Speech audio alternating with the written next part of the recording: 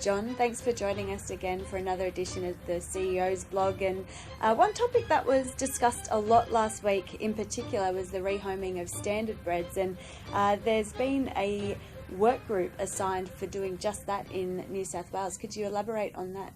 Yes, Amanda. The rehoming of our horses isn't anything new. It happens. It happens every day. It happens every week.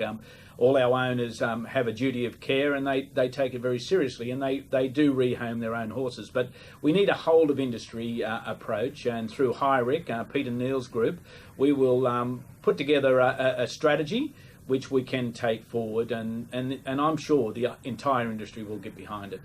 Yeah, well, it is something that's very important, and we've recently seen a horse who's an unraced standardbred with the stable name of Remy. He's recently joined the Menangle Park Training Centre and being prepared for the shows. Yeah, big expectations for Remy. I'm sure there were big expectations when he was purchased for $18,000 out of the Bathurst yearling sales. Didn't make it to the track, however. We'll make it to the show ring with him, and it's good. But that's part of what it is. There's this stigma, this thought that standardbreds aren't good for the show ring. They're perfect for the show ring. They're perfect for everything. We know it. We just have to get it out there to a wider audience that when you want a horse to rehome, a horse that you can care and love for, the standardbred should be your choice, first choice. And the HIREC group, as I said, will get together. They'll put that strategy together, and we'll go forward with it.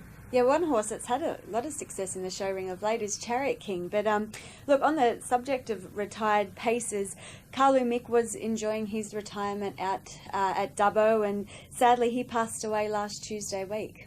Yes, and our condolences go out to Barry and Rhonda, because he was their baby, their child, their son, and he certainly delivered for them. I will never ever forget that last race at Harold Park. One lap to go, and a massive crowd, and they started chanting Carlu, Carlu, Carlu. Never before had I experienced that on a harness racing track before. So sad times for Barry and Rhonda, and the loss of Carlu Mick, but hopefully they'll find a replacement. Maybe not in their heart, but on the racetrack anyway. Yeah, he certainly was a champion. And look, he didn't race as a 2-year-old, but look, many horses do, obviously. And Harness Racing New South Wales recently finished off a review into 2-year-old racing, and there's going to be a schedule set for the entire season. Has there been some progress with that? Yes, Amanda, and let's just reflect back a little bit on that.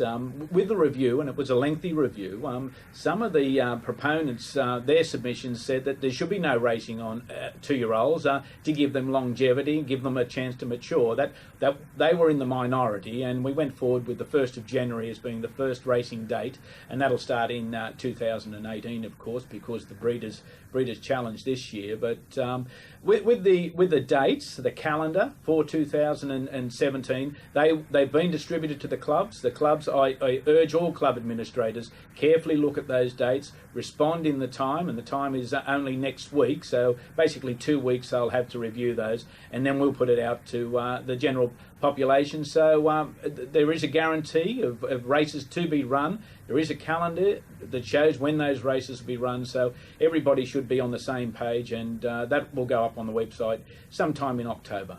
So are most of the 2-year-old races aimed at the A-class meetings and the B-class meetings across New South Wales? Yes, there are no 2-year-old races at the $3,500 race meetings, and that's provide for better prize money for 2-year-olds.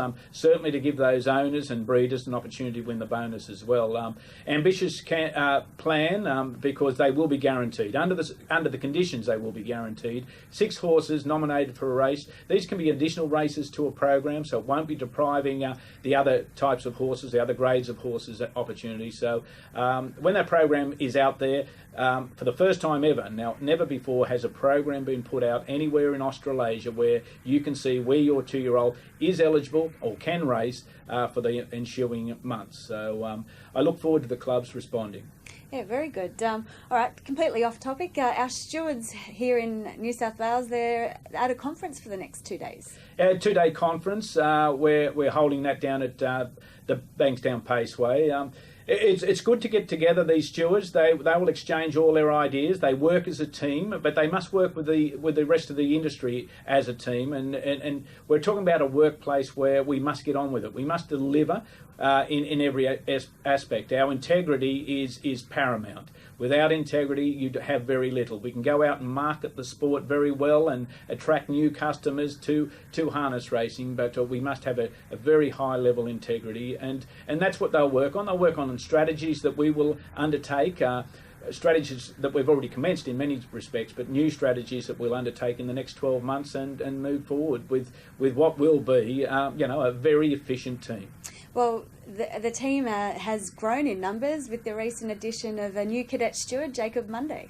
Yeah, well, when you say it's grown in numbers, it actually hasn't increased in numbers. It's grown in persons, and Jacob's a new person. We've also got another new girl, Natasha, who's out there. Her and her team, as far as integrity goes, they struck a blow for the level playing field at Young on Friday evening, and that's to be congratulated.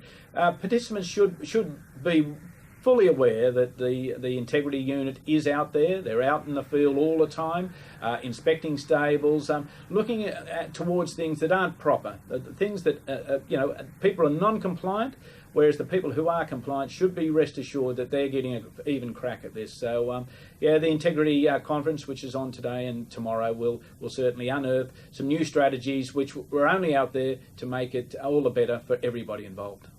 On a sad note, John, news has just came through on the passing of John Leonard. Yeah, Jack Leonard, as he was better known, Condell Park. If you had come into Condell Park within the last 40 years, you weren't a local. That's how long Jack had been there. A champion trainer, a champion driver, probably not as well known by those outside, but he was a very, very respected farrier and educator of young horses. He worked for the Hando family way back in the 60s when they had that champion mare, Scott Era, and then more recently his best horse was probably Royal 3. But to Mrs. Leonard and to Michelle and Gary, on behalf of all the harness racing fraternity, our condolences on the passing of a truly great man, a man from the old school, a man that you earned his respect and you kept his respect for your lifetime. So, as I say, the passing of Jack Leonard, a sad day for harness racing. Okay, condolences to the Leonard family. Thanks for that, John, and we'll catch up again next week for that edition of the CEO's blog. Certainly, Amanda.